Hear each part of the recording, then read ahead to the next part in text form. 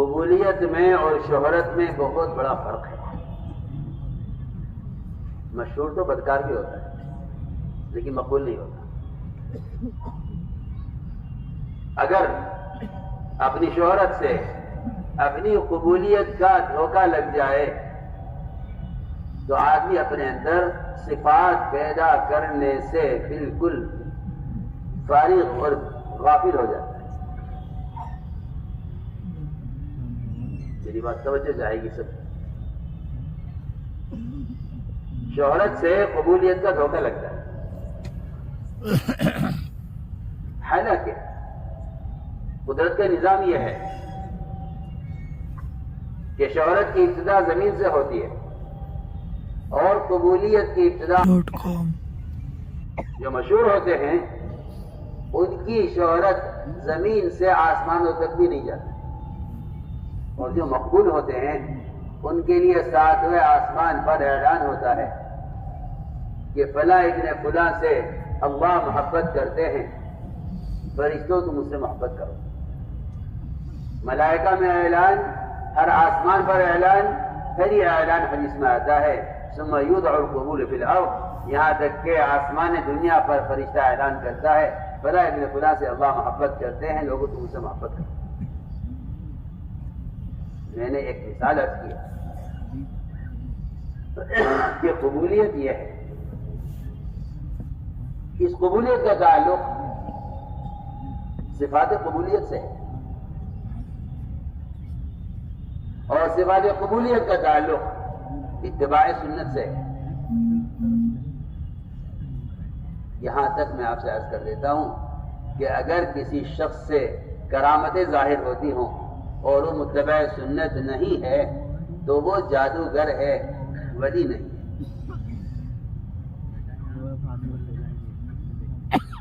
جادوگر ہے، وہ اپنی کرامتوں سے مشہود ہو سکتا ہے، مقبول نہیں ہو سکتا۔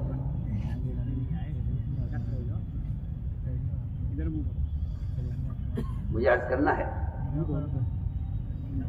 کہ سب سے پہلی شرط یہ ہے، اس کام کے لیے اپنے آپ کو اللہ کے یہاں قبول کرانے کی پہلی شرط یہ ہے کہ اپنے اور اللہ کے درمیان کے معاملے کو درست کر لو۔ جیسی خلوتیں ہوں گی ویسی جلوتیں ہوں گی۔ جتنا دنیا میں فساد ہوگا وہ فساد ایک مومن کی خلوت سے ہوگا، اور جتنا زمین میں امن ہوگا وہ مومن کے اللہ کی ذات کے ساتھ تنہائی کے تعلق کے اچھا ہونے سے ہوگا۔ میری بات بہت توجہ سے سنیے۔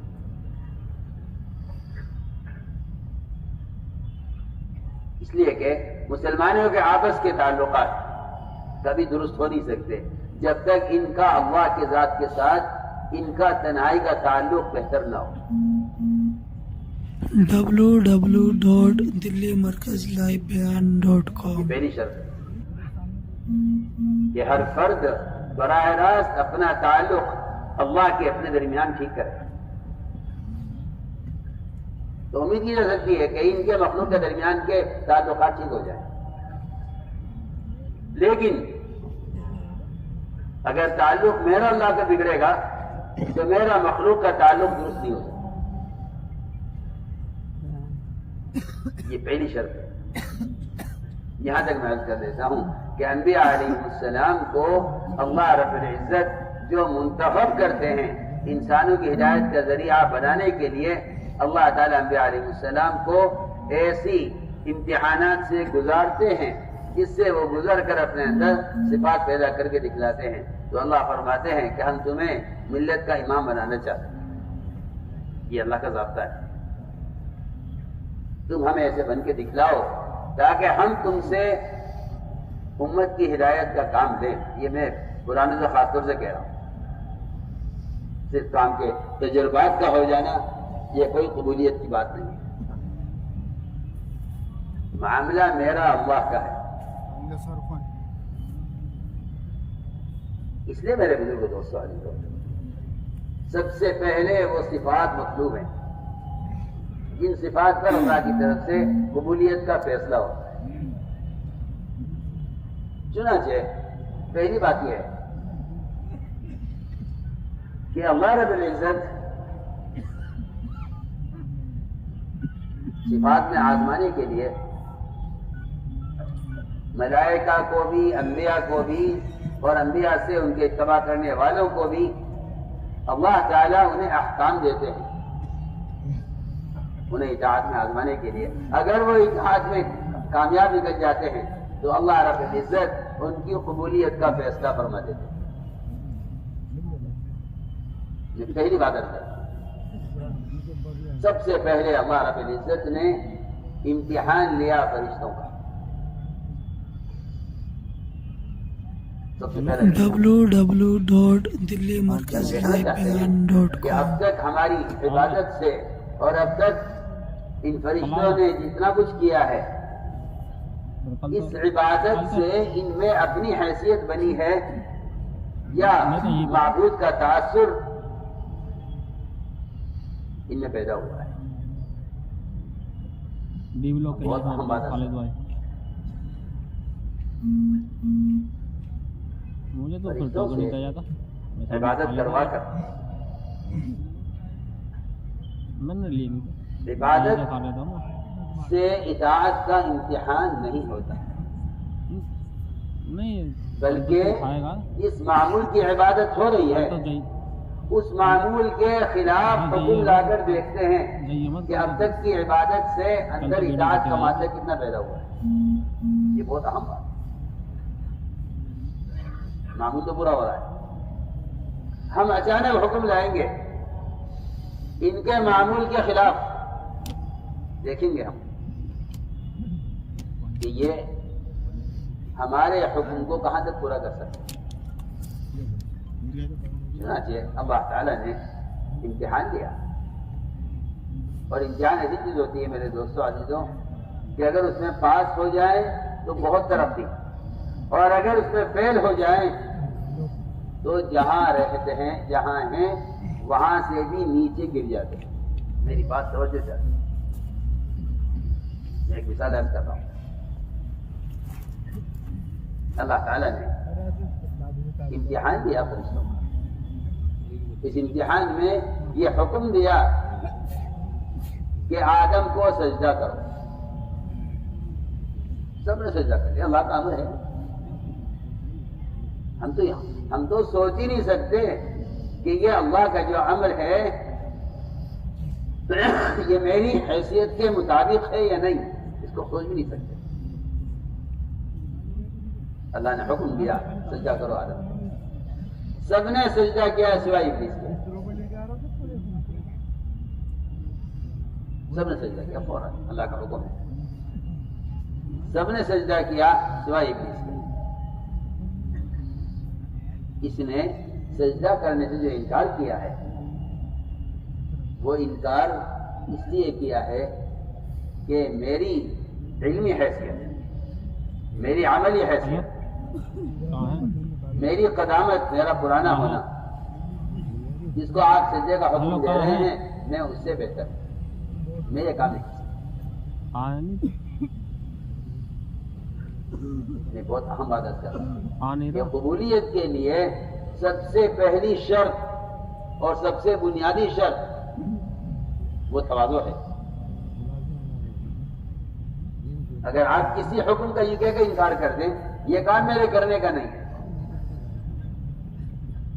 تو ایسے لوگ نعوذ باللہ پچھلی تمام عبادات سے بھی محروم کر دیے جاتے ہیں۔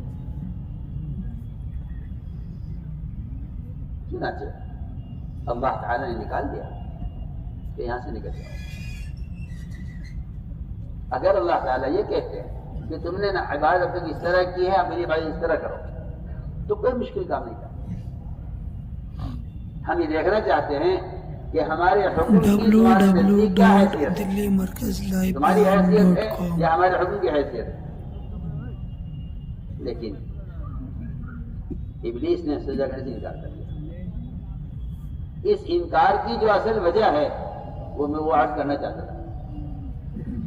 اس انکار کی جو اصل وجہ تھی وہ وجہ یہ تھی کہ میں جس چیز کا جو میری حیثیت ہے مجھ سے میری حیثیت کے خلاف کام کیوں لیا جا رہا ہے؟ انا خیر میں اس سے بہتر۔ علماء نے لکھا ہے کہ اللہ رب العزت کی پہلی نافرمانی جو آسمانے میں ہوئی ہے وہ صرف حسد کی وجہ سے ہوئی،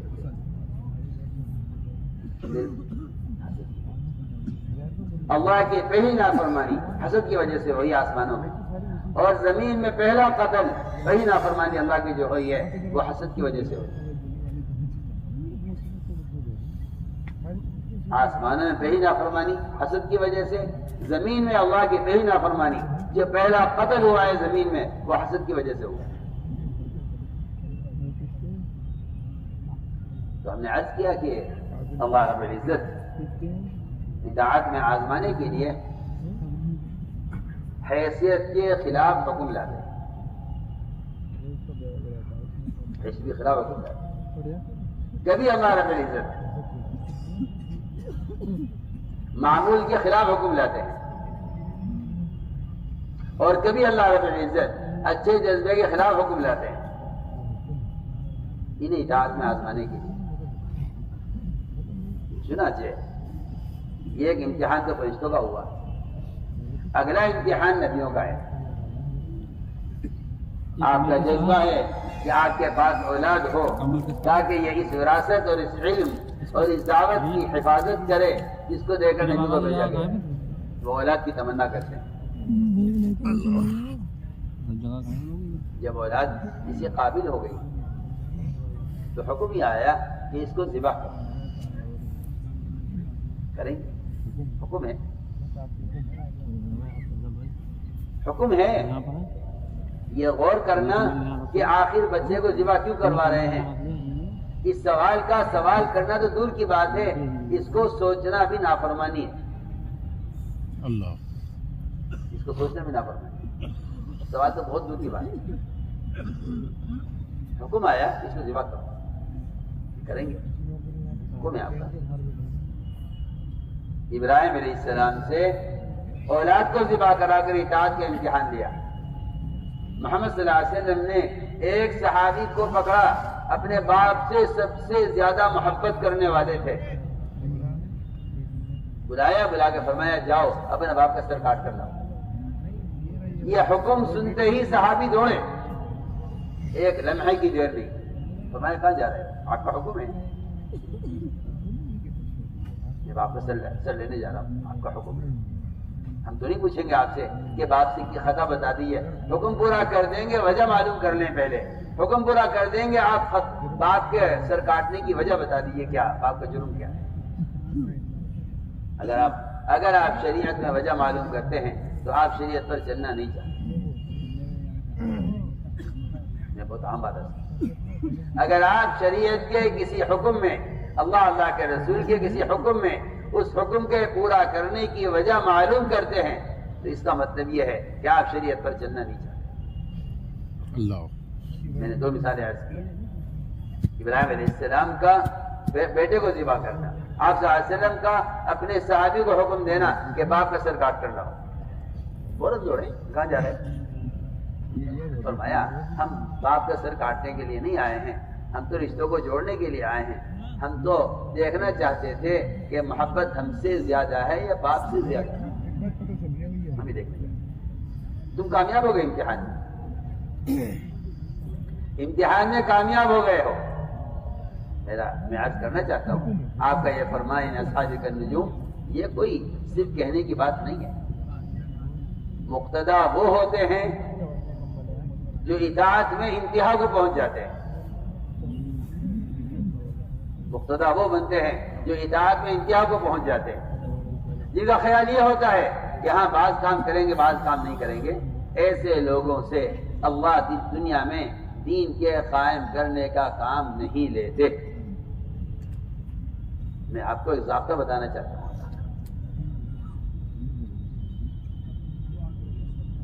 امامت صرف 4 رکعت نماز پڑھانے کا نام امامت نہیں ہے،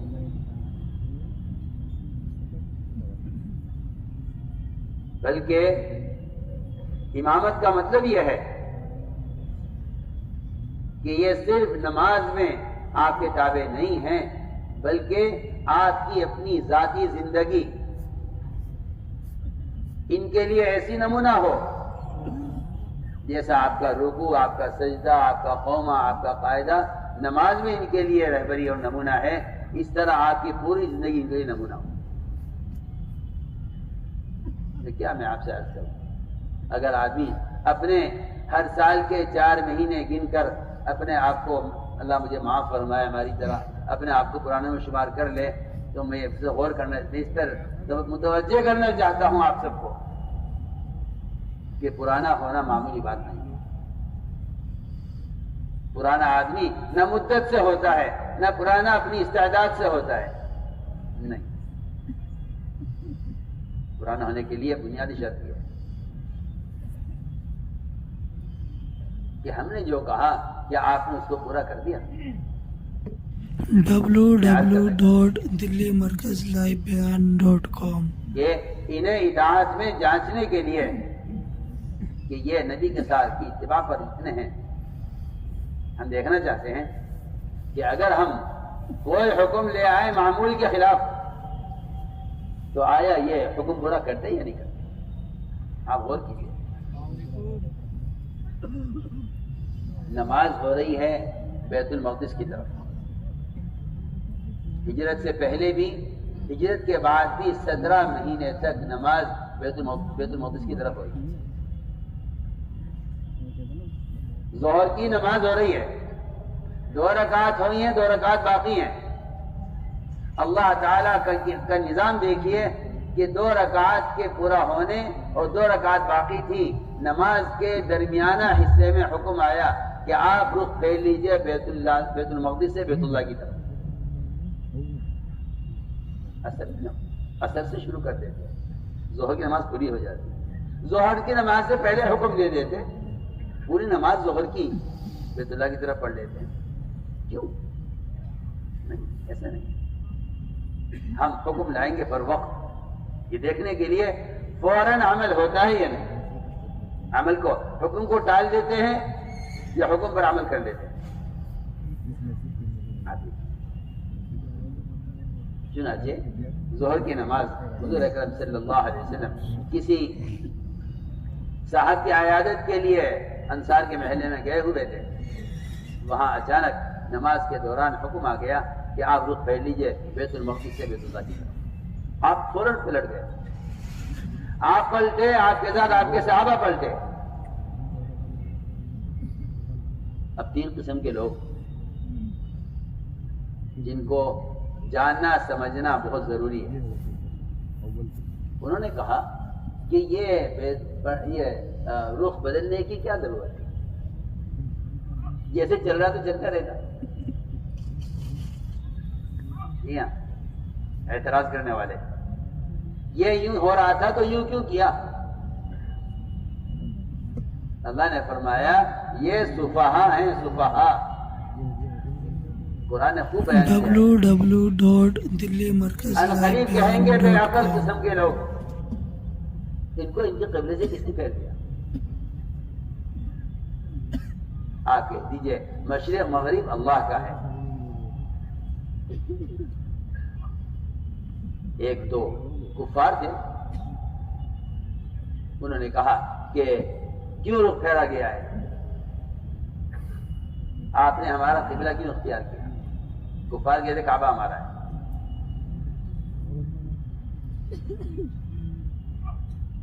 یہود کہتے تھے بیت المقدس ہمارا ہے، ہمارا قبلہ کیوں چھوڑا؟ منافقین یہ کہتے تھے کہ اس کے چھوڑنے کی ضرورت کیا تھی، جس طرح چل رہا تھا چلتے رہتا، یہ روزانہ نئے نئے کام کرتے ہیں۔ ہاں میں بہت اہم بات کرتا ہوں، یہ کبھی یہ کرتے ہیں کبھی یہ کرتے ہیں، کیوں بدلا اس میں؟ یہ منافقین نے کہا، پڑھیے تفسیر۔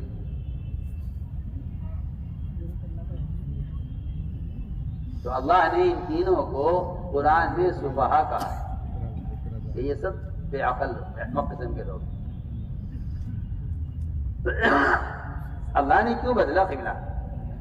صاف فرمایا ہم دیکھنا چاہتے ہیں کہ جو آپ کی اتباع پہ ہیں اگر ہم قبلے کو بدلتے ہیں تو یہ آپ کے ساتھ رہتے ہیں یا یہ آپ کے قبلے سے ہٹ جاتے ہیں؟ ہم نے صرف اس لیے قبلے کو بدلا ہے. من يتبع الرسول ممن ينقلب على عقبيه، ہم نے اس چھٹائی کے لیے قبلے کو بدلا ہے.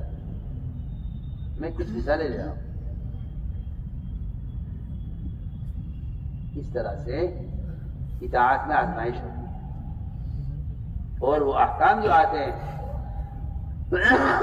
وہ حیثیت کے خلاف، حیثیت کے خلاف، حالات کے خلاف، جذبے کے خلاف. آپ سوچیں صحابہ کا جذبہ عمرہ کرنے کا، جذبہ عمرہ کرنے کا، آپ نے صحابہ کو خوشخبری سنائی کہ عمرہ کریں گے، عمرے کے لیے پہنچ گئے حدیبیہ. آپ کو واپس کیا گیا عمرے سے، آپ کی شرائط منظور نہیں کی گئی، اپنی ساری شرطیں منوائی گئی. ادھر تو یہ رکاوٹ، ادھر اللہ نے کہہ دیا کہ آپ واپس جائیں. ہم دیکھنا چاہتے ہیں کہ نبی کی اطاعت پر یہ لوگ کتنے اترے ہوئے ہیں. اگر ہم ان کو ایک نیک کام سے روک دیں تو کیا یہ اس نے بھی نبی کی اطاعت کرتے یا نہیں کرتے؟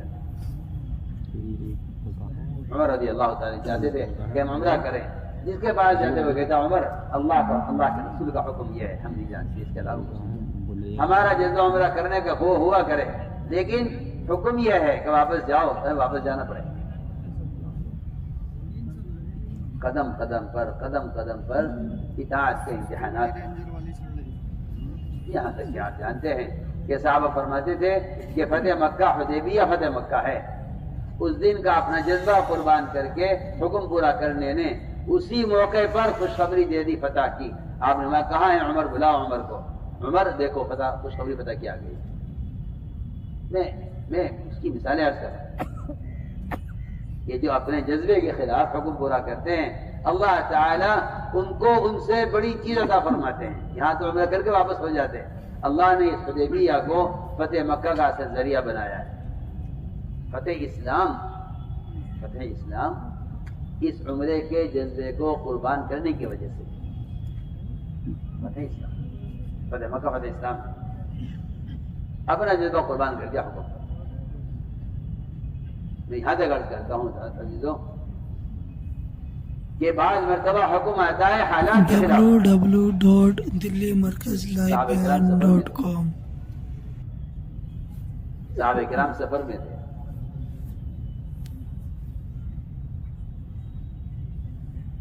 کھانا ختم ہو گیا، غلہ باقی نہیں رہا، بھوک کی شدت، کیا کریں؟ صحابہ کرام نے خیال کیا کہ سواری ذبح کی جائے اور سواری ذبح کر کے اسے گوشت بنا کر کھایا جائے بھوک کا علاج کرنے کے لیے.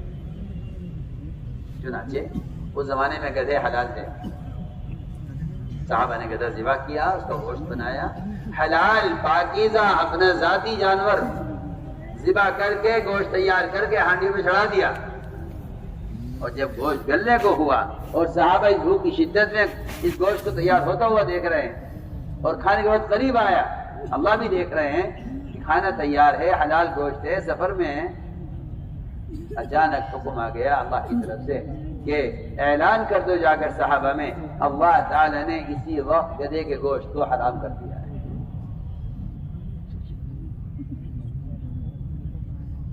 یہ سب تھوڑی ہے، کوئی ہے کہنے والا؟ یہ ذرا اور ٹھہر جاتے ہیں. اگر تمہارے پاس تمہارے پیٹ بھرنے کے لیے متبادل ہوتا تو اس وقت کا گوشت کا حرام کرنا، اس میں اطاعت کا کوئی امتحان نہیں. آپ نمایا ہانڈیاں توڑ دو، کھانا پھینک دو. صحابہ نے کہا بالکل پھینک دیتے ہیں، اور اگر آپ فرمائیں تو ہانڈیوں کو رگڑ کر صاف کر دیں. فرمایا ایسا کر لو، نہ توڑو ہانڈیاں، مگر رگڑ کر صاف کر دو، کوئی مسالہ یا گوشت کا کوئی اثر ہانڈیوں میں باقی نہ رہے. آپ سوچیے، جب ایک مجموعہ اطاعت کی ایسی بلندیوں کو پہنچتا ہے پر اللہ رب العزت ان کے مقابلے میں کس طرح کی طاقتوں کو، ان کے مقابلے میں باطل طاقتوں کو یوں مغلوب کرتے ہیں. کیونکہ اللہ تعالیٰ کا یہ دستور ہے کہ جو دعوت عبادت کو جمع کر لیتا ہے، یعنی دعوت اور اطاعت میں کمال کو پہنچ جاتا ہے، تو ہم اس کے لیے، تم تو نظام کائنات کی باتیں کرتے ہو، ہم تو ان کے لیے نظام سماوی مسخر کرتے ہیں، ان کے لیے ملائکہ کو مسخر کرتے ہیں، ان کے لیے چاند سورج ستاروں کو مسخر کرتے ہیں، ان کے لیے دریاؤں کو مسخر کرتے ہیں۔ یہ دریاؤں کو اس طرح حکم کرتے ہیں جیسا کوئی اپنے کسی پابند غلام کو کسی کام کے کرنے کا حکم کرتا ہے۔ میرے دوستو عزیزو، رونا سارا ان صفات کا ہے جن کو ہم نے بجائے پیدا کرنے کے کھویا ہے۔ میں نے آپ کو پہلی ایک بات عرض کی ہے کہ اللہ تعالیٰ کے یہاں قبولیت کے لیے جو ضابطے ہیں اس کا تعلق مخلوق سے نہیں ہے۔ یہ نہیں کرتا تو ہم کیوں کریں؟ میرا معاملہ اللہ کے ساتھ براز ہے، اگر فلاں کرے گا تو ہم بھی کریں گے۔ اس لیے میں نے عرض کیا کہ پہلی بات یہ ہے کہ اللہ تعالیٰ کے یہاں قبولیت کے لیے پہلی شرط یہ ہے کہ آپ کو محبت پورے، اگر یہ اطاعت ہے تو اللہ تعالیٰ کی طرف سے قبولیت ہے۔ دوسری بات یہ کہ اس قبولیت سے سب سے پہلی جو صفت پیدا ہوتی ہے www.delhimarkazlivebeyan.com یہ صفت تواضع ہے۔ سارا نبوت کے کام کا مدار، آج کی دین کی دعوت کے امت تک پہنچنے اور امت کے اس کو قبول کرنے کا جو مدار ہے، میں آپ کے ساتھ عرض کر دیتا ہوں، نہ اخبار رسائل پر ہے، نہ آج کل کی نشریات اور نئے زمانے کے آلات و ذرائع پر ہے، ہرگز نہیں۔ وہاں مدار اس پر ہے کہ آپ کی بات کے قبول ہونے کے لیے پہلی شرط یہ ہے کہ آپ اپنی بات کو لوگوں تک پہنچانے کی تکالیف برداشت کیجئے۔ اگر آپ اس تکالیف کو برداشت نہیں کرتے اور دعوت کے میدان میں آپ اذیتوں سے نہیں گزرتے، نماز 9:30 بجے تو آپ کی بات لوگ قبول نہیں کریں۔ یہ میں صاف تو درست ہے۔ آپ یہ سمجھتے ہیں کہ ہم بات پہنچا دیں گے، ہماری ذمہ داری ادا ہو جائے گی۔ میں عرض کرنا چاہتا ہوں کہ کسی کو ہدایت پر لانے کے لیے اور امت کی ہدایت پر آنے کا جو سب سے بنیادی ذریعہ ہے، وہ اس راستے کی اذیتوں کا برداشت کرنا ہے۔ میں بہت اہم بات آپ سے کہنا چاہتا ہوں، میری بات توجہ سے۔ جو شخص اس راستے کی تکالیف سے راضی نہیں ہے، اس راستے کی تکالیف سے راضی نہیں ہے، اس کو یہ کہنے کا حق نہیں ہے کہ ہم دعوت کا کام کریں۔ یہ پکی بات ہے، اللہ کی قسم کھا کر کے اسے حق نہیں ہے کہنے کا کہ میں دعوت کروں۔ اسے بات کہنے کا حق نہیں ہے کہ میں دعوت کا کام کر رہا ہوں اگر وہ مخلوق کی طرف سے آنے والی اذیت کو برداشت نہیں کرتا۔ حضور اکرم صلی اللہ علیہ وسلم آج سے پہلے انبیاء علیہ السلام کو ایسے مشقت کے کام کرائے گئے ہیں کہ جس سے ان کے اندر برداشت کی قوت پیدا ہو۔ بکریاں چرانا لوگ سمجھتے ہیں ضرورت کے لیے تھا یا محض کسب کے لیے تھا، نہیں۔ www.delhimarkazlivebeyan.com کسبی ذرائع اور بھی ہو سکتے ہیں، کمائی کے ذرائع اور بھی ہو سکتے ہیں، لیکن خاص طور پر نبیوں سے بکریاں چروانا اور لمبی لمبی مدت چروانا، یہ اپنے اندر برداشت کی صفت پیدا کرنے کے لیے تھا۔ برداشت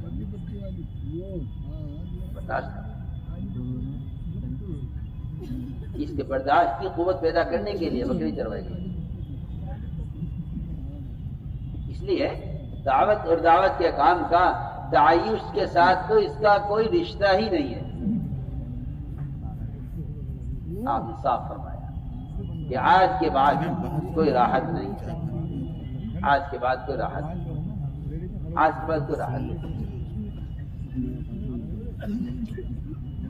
میں نے عرض کیا کہ جس صفت تواضع کا پیدا کرنا تھا اندر، وہ سب اس اطاعت کے بعد پیدا ہو کہ آپ صلی اللہ علیہ وسلم کی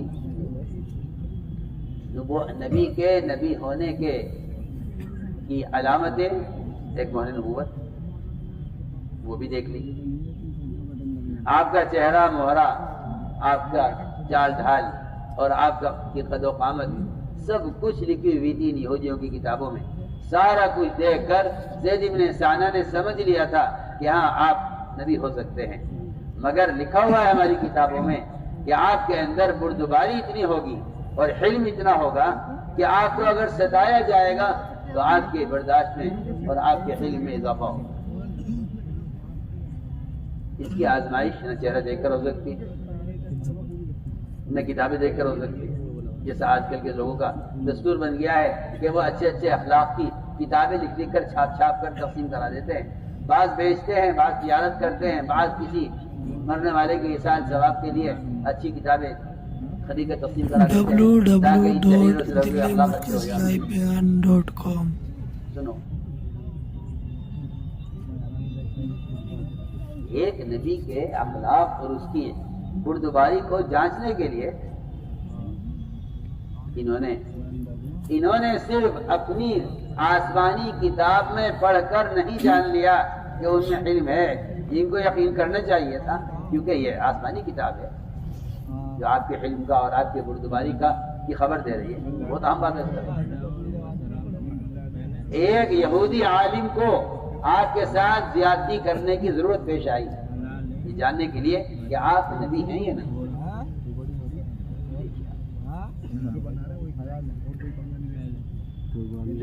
روایت میں مشہور قصہ ہے کہ زید بن ثانہ بیٹھے ہوئے تھے اسی انتظار میں کہ کسی طرح آپ کو آزمائیں۔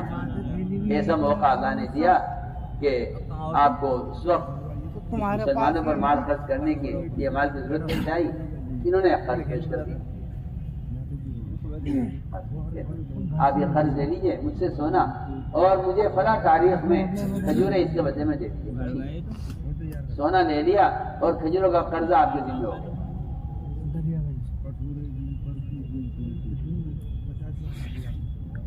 اس کو تو آپ کے ساتھ زیادتی کرنے کے لیے موقع کی تلاش تھی۔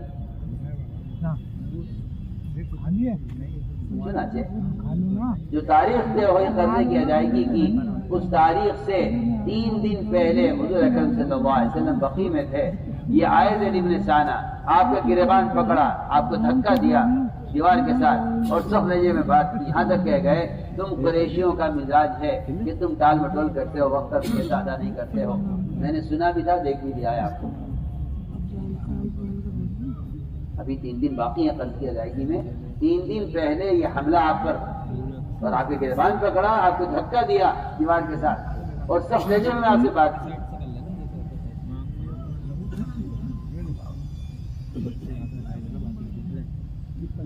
نبی کی تعلیم دیکھیے، نبی کی آپ تعلیم دیکھیے، یہ بھی منظر دیکھا عمر رضی اللہ تعالیٰ نے تلوار نکالی تو مجھے اجازت دیجیے میں اس کی گردن اڑا دوں، اس نے آپ کے ساتھ زیادتی کی۔ لیکن یاد رکھنا دعوت اور سیاست میں فرق ہے، دعوت سیاست میں بڑا فرق ہے۔ سیاست کا مزاج ہے اپنے آدمیوں کو ترقی دینا، اپنے آدمیوں کا شکریہ ادا کرنا اور اپنے آدمیوں کو اپنے ان کے کام پر شاباشی دینا۔ جی ہاں، اس سے فرقے بنتے ہیں اور اس سے دنیا پیدا ہوتی ہے۔ وہاں یہ تعلیم نہیں ہے، وہاں یہ تعلیم نہیں دی گئی کہ آپ میرے دشمن کے خلاف اگر میرا ساتھ دیں تو آپ میرے آدمی ہیں، اور اگر آپ میرے دشمن کے خلاف میرا ساتھ نہیں دیتے تو آپ میرے آدمی نہیں ہیں۔ میں کہنا چاہتا ہوں یہ سیاست کا مزاج ہے، اس سے فرقے بنتے ہیں، پارٹیاں بنتی ہیں، تحزب پیدا ہوتا ہے، یہ نبی کی تعلیم نہیں۔ آپ ان پر جان نثار کرتے ہیں، آپ ان سے محبت رکھتے ہیں، سب کچھ ٹھیک ہے. ہم جس کام میں لگے ہوئے ہیں اس کام کا تقاضا یہ ہے، عمر تم مجھ سے کہتے کہ میں اس کا حق ادا کروں. عمر مجھ سے کہتے ہیں اس کا حق، تم نہیں کہتے. عمر یہ تم نے کیا کیا؟ آپ سوچئے تو صحیح. آدمی کوئی آدمی اگر ایسا کرے کہ اپنے جانثاروں کو ڈانٹ کر نیچے کر دے اور دشمن سے بدلہ لے، دشمن پر احسان کرے اور اپنے طرفدار کو دبائے، آپ اس کو نعوذ باللہ بیوقوف کہیں گے. کہ ایسے تھوڑی نظام چلتا ہے. اپنے آدمیوں کو قریب کیجیے. آپ صلی اللہ علیہ وسلم نے حضرت عمر سے فرمایا، عمر یہ تم نے کیا کیا؟ تمہیں یہ نہیں کرنا تھا، تمہیں کچھ اور کرنا تھا. عمر تم مجھ سے کہتے، تم مجھ سے کہتے کہ اس کا حق ادا کرو، میرے ذمہ اس کا حق، اور اس سے کہتے کہ اسلام میں اپنے حق کا مطالبہ کرنے کا طریقہ کیا ہے. اس کو اسلام میں اپنے حق کا مطالبہ کرنے کا طریقہ سمجھاتے، کیونکہ وہ اسلام کے طریقوں سے واقف نہیں ہے، اور مجھ سے کہتے ہیں اس کا حق